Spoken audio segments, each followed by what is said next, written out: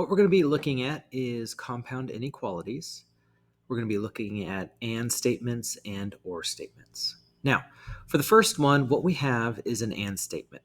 We have the x in the middle, and we have not just one inequality, we have two inequalities, and that's what makes it a compound inequality. So when we're solving this, we're going to treat this as two different problems. One, where the 2x minus 1 is greater than negative 5, and then one where the 2x minus 1 is less than or equal to 9.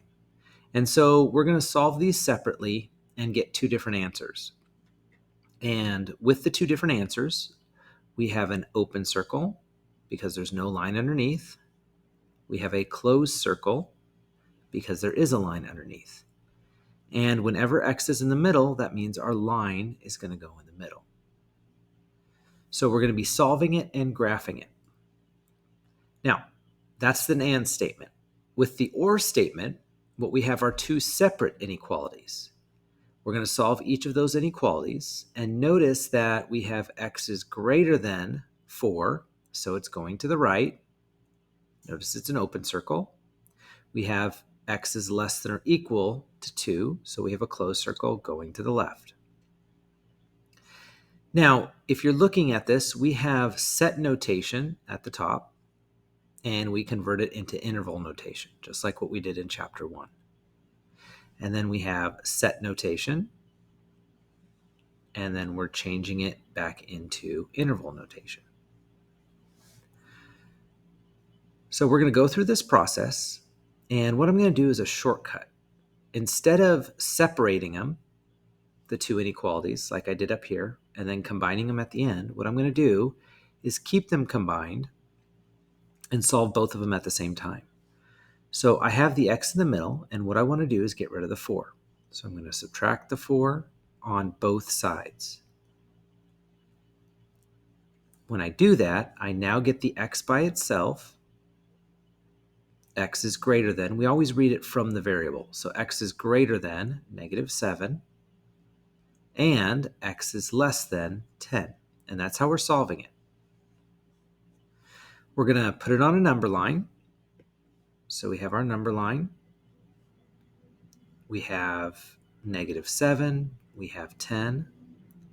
When we're looking at this, we see that both of them are open circles. And since it's an and statement and the x is in the middle, we're going to put our line in the middle. For the interval notation, what we're going to do is we're going to see an open circle. So we put a parenthesis, negative 7, comma, 10, close the parenthesis. And there we have interval notation. Let's look at another and statement. This one's a little bit more complicated. With this one right here, I'm going to first get rid of the subtraction of 2. So I'm going to add 2 on both sides. And when I add 2 on both sides, the 2's cancel. I have the 3x in the middle. And then negative 9 plus 2 is negative 7. I'm going to do the same thing. 15 plus 2 gives me 17. Then what I'm going to do is I'm going to divide by 3.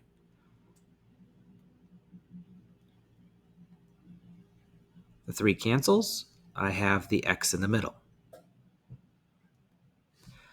And it doesn't go in evenly, so I keep it as negative 7 over 3. I keep it as 17 over 3. That right there is my answer. What I'm going to do is graph it on the number line.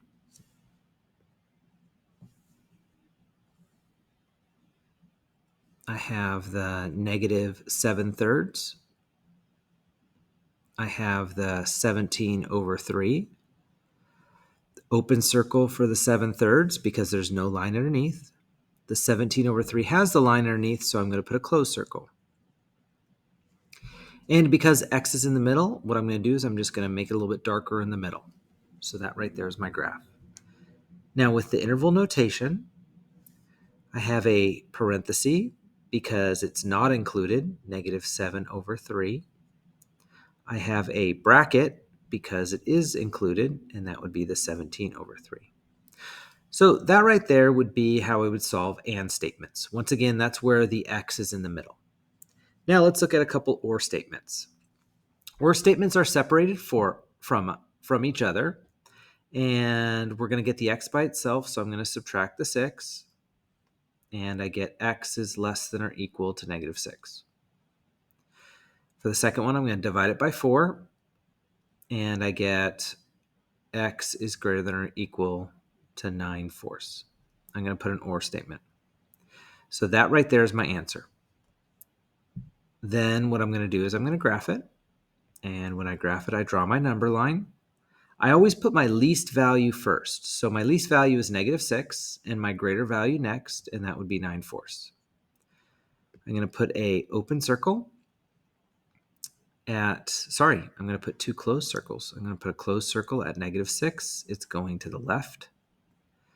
I'm going to put a closed circle at 9/4. It's greater than, so it's going to go to the right. And what we're noticing is that the or statements are going in the opposite direction. The and statements are intersecting with each other. Now, when we're writing an interval notation, for the and statements, it's really easy because it's one interval, because we have one line. With the or statements, since we have 2 lines, we have 2 different intervals that we're going to be doing. One is less than negative 6, so we're going to go negative infinity, negative 6. I'm putting a bracket. This right here is the symbol for or. Then I have a close, so I have a bracket, and I put 9/4, and then it goes to infinity. And that right there is my interval notation. Let's look at our last example. Once again, it's an or statement. We have 2 separate inequalities. So for the first one, I'm going to add 2 to both sides. And I get negative 5x is less than negative 25. I divide it by negative 5. Remember, when I divide by negative, I flip the inequality. So it's now x is greater than 5. For the next one, I'm going to subtract the 8. And I get 3x is less than or equal to 1. I divide it by 3. And I get x is less than or equal to 1/3. This is my or statement. Those are my 2 answers.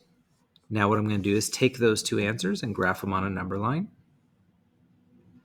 So I always put my least value first. So in this case, it's 1/3.